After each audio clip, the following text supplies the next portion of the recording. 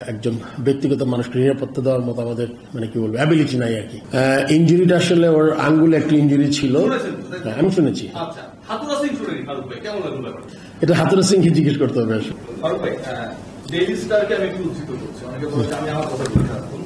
এই মুহূর্তে বাংলাদেশে বাস করার নিরাপত্তা দেখছেন না সাকিব আল হাসান। তিনি যে বক্তব্যটা দিয়েছেন সেটাকে তারা সামারাইজ করেছে এবং এটা টাইটেলে লিখছেন দেশে নিরাপত্তা ও দেশ থেকে নিরাপত্তা না পেলে, মানে দেশে আসার এবং দেশ ত্যাগ করার নিরাপত্তা না পেলে কানপুরি সমাপ্তি সাকিব আল হাসান।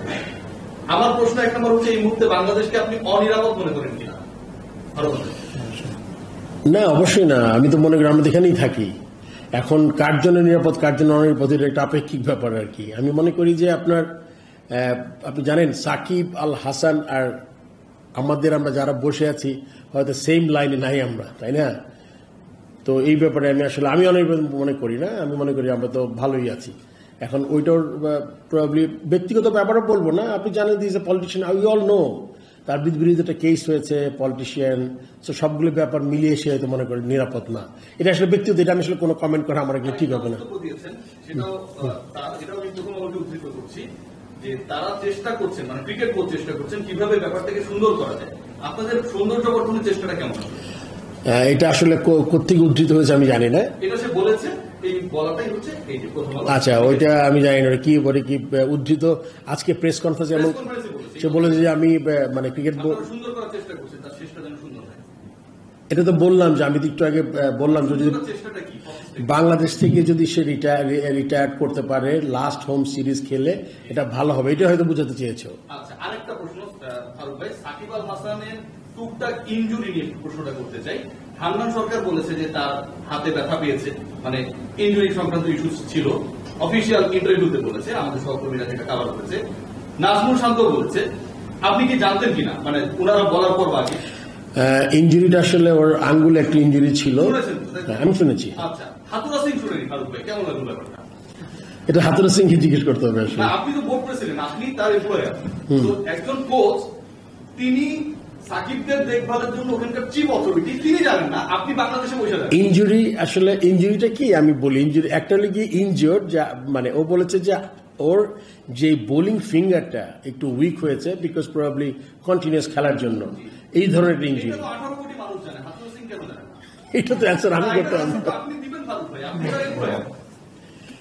আমি দেখি ওকে, আমি ওই যে আছে ম্যানেজার বা যে সিলেক্টর জিজ্ঞেস করবো, আমি যে এটা কি ফিজিওকে জিজ্ঞেস করবো। না, ডেফিনেটলি একটা প্রসেসে যাবো আর কি, মানে ম্যানেজারের মাধ্যমে যাইতে হবে আমার, বিকজ এই যে যেখানে হেড আছে তাকে জিজ্ঞেস করবো। এটা তো আমার মনে হয় এটা মানে হাতুরা সিং এর মতোই অ্যান্সার করেছে আসলে, মনে হয় জানে না। আচ্ছা, হ্যাঁ প্লিজ। আপনি বললেন যে প্রসেসটা নিয়ে এসে খেলানো বা বলছেন যে খেলতে চাই, এটা তো অনেকদিন হয়ে গেল, সেটা প্রায় 1 মাসের বেশি হয়েছে। মানে এর মধ্যে কারোর সাথে আপনারা বলেছেন কিনা এই বিষয়টা নিয়ে? বলুন না, করার কিছু নেই। আবার তো অফিসিয়ালি করার কিছু থাকে, হয়তো বা উপর লেভেলে কথা বলা বা তাকে প্রসেসে আমরা যাই না, আপনারা কথা বলেছেন কিনা বা বলবেন কি? আমরা বলি নাই এটা। আমরা আসলে যেহেতু ব্যাপারটা সাব জুডিস না কি বলে আপনার বিচারাধীন বা এই ধরনের কিছু, সেই ব্যাপারে আসলে আমাদের খুব একটা বেশি করণীয় কিছু নাই। শেষ, নেক্সট। হ্যাঁ ঠিক আছে, is like legend for Bangladesh. I mean like, হ্যাঁ বাংলাদেশের নাগরিক কিন্তু দেশে ফিরতেই পারে, দেশ ছাড়ার ক্ষেত্রে একটা কেয়ারের ব্যাপার থাকে। তো যেটা হলে যদি শেষ পর্যন্ত সেই কেয়ারের বা নিশ্চয়তা তিনি না পান, যদি আমরা কি তার মানে আরো 155 জন আছে এই মধ্যে আসামে, তার ক্ষেত্রে আলাদা বিবেচনা করা হবে কিনা এই ব্যাপারগুলো নিশ্চিত থাকে। যদি তিনি সেই নিশ্চয়তা না পান, আসতে না পারেন, সেক্ষেত্রে আপনাদের ভাবনা কি বা আপনারা কি ভাববেন, কি করবেন? সেক্ষেত্রে তো এই মুহূর্তে তো আসলে কিছু ভাবার নাই আসলে। ও যদি আসতে পারে, ও ইচ্ছা পোষণ করেছে, লাস্ট টেস্ট খেলতে চায় ও, ওইটা তখন ওই সিচুয়েশন যখন অ্যারাইজ করবে তখন আমরা এটা নিয়ে চিন্তা করবো। এই মুহূর্তে আসলে এটা এত আগে চিন্তা করতে চাই না।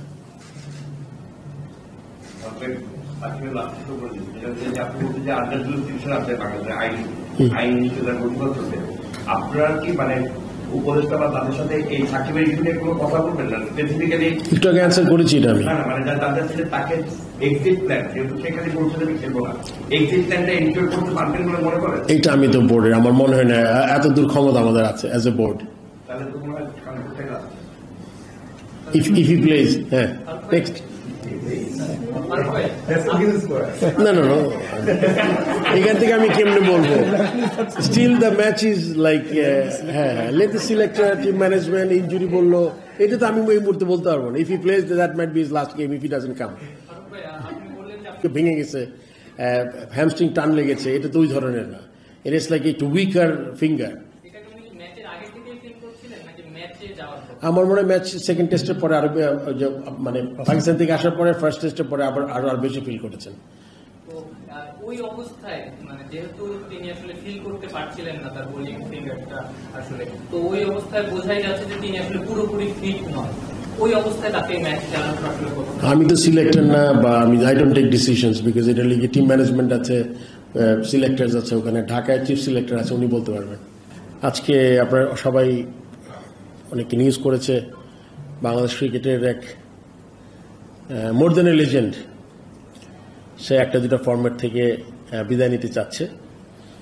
ওইটা আমি আমার ডিরেক্টর সবাই জানে, বাট আমিও তাদের ইনফর্ম করার চেষ্টা করেছি।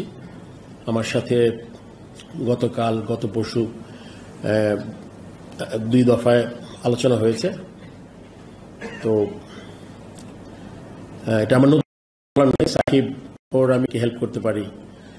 আমরা চিন্তা করেছি যে তার 2 ছোট বাচ্চা আছে, মানে কনস্ট্রাকটিভ ওয়েতে, নট লাইক 2 লাখ টাকা দিয়ে দিলাম, তাতে করে আসলে খুব বেশি হবে না, আরেকটু বেটার কিছু করা যায় কিনা চিন্তা করেছি। আরও একটা ছেলে চোখে ব্যথা পেয়েছে, এরকম আর কি 2-3টা জিনিস ছিল। স্কোরার একটা মারা গেছে, আরেকজন ছিল। সো এই জিনিসগুলো অনেকগুলো ব্যাপারই ছিল। সেই মোটামুটি আজকে আমাদের এই আলোচনা হয়েছে। এখন যদি আপনি কোশ্চেন করতে চান, হ্যাঁ বলো। সাকিবের সাথে আপনার যে কথাটা হচ্ছে সাকিব সেটাই বলেছেন, এর পরবর্তীতে আপনাদের স্ট্যান্ড আসলে কি হতে যাচ্ছে? যে ও বলছে যে যদি সে নিরাপত্তা এক্সপেক্ট করছে, নিরাপত্তা পেলে ঢাকায় শেষ টেস্ট খেলতে চায়। বিসিবির আসলে পুলিশ বা র্যাব এটা আসলে এটা আমার হাতে না, আমাদের বাড়তে পারবো না। বোর্ড থেকে আমরা কি করতে পারি, বিকজ আমরা তো আসলে এরকম একজন ব্যক্তিগত মানুষকে নিরাপত্তা দেওয়ার মতো আমাদের ইয়ে নাই, মানে কি বলবো, অ্যাবিলিটি নাই আর কি। Board next. আপনার সাকিবের এই ইস্যুটাতে যখন সাকিব প্রথমবার বললেন আপনাকে, কথা যদি ঠিক বলে বুঝে থেকে পরশুদিন আপনি প্রথমবার এটা জানতে পেরেছেন সাকিবের কাছ থেকে, রাইট? না, পরশু দিনের আগেও কথা হয়েছে। যখন জানতে পেরেছেন আপনি কি আসলে একটু সারপ্রাইজ হয়েছেন কিনা? সাকিবের ডিসিশনটা চেঞ্জ করানোর জন্য আপনি কি তাকে কিছু বলেছিলেন? আসলে Shakib is going through a difficult phase of his life, সব দিক থেকেই। আমার আসলে খুব বেশি কিছু বলার ছিল না, তাকে বোঝানোর চেষ্টা করি নাই। সে যে কারণটা দেখিয়েছে যে একটা প্লেয়ার যখন বুঝতে পারে যে একটা টাইম মনে করে যে সে যেই জিনিসটা করেছে এত বছর, সে মনে করেছে শর্টার ভার্সনে রাইট টাইম, যে অন্য জায়গায় যে নিবে তার জন্য এনাফ অপরচুনিটি ক্রিয়েট করা। সো দ্য 2026 আমাদের T20 ওয়ার্ল্ড কাপ আছে, ওইটার জন্য যদি কে রেডি হতে পারে জায়গায়, যে এক্সপ্লেনেশন সে দিয়েছে এক্স্যাক্টলি সেম কথাই বলেছে। টেস্টের ব্যাপারে সে খেলতে চেয়েছিল, যেটা ঢাকা থেকে সে করতে চায়, এটাতে আমি সম্মান জানিয়েছি। তখন এটাও কথা হয়েছে যে তাকে মানে ওই লেভেল থেকে তার কেসের ব্যাপারে কি হবে না হবে এটা আমি বলেছি যে এটা আমাদের তেমন কিছু করার নাই, মানে অ্যাজ এ বোর্ড। বাট পুরোপুরি ওই জিনিসটা আছে যে ও যদি এখান থেকে লাস্ট টেস্টটা খেলতে পারে, ওর মতে আমি বিশ্বাস করি যে নাথিং লাইক ইট। সেটা যদি হয় খুব ভালো হবে, আর বাকিটা ওর ডিসাইড করতে হবে। কেননা ক্লিয়ারেন্সটা কে দিবে, এটা আমাদের বোর্ড থেকে কিন্তু আমরা ক্লিয়ারেন্স দিতে পারবো না এই ব্যাপারটা। এটা অবশ্যই আপনার একদম উচ্চ পর্যায় থেকে আসতে হবে।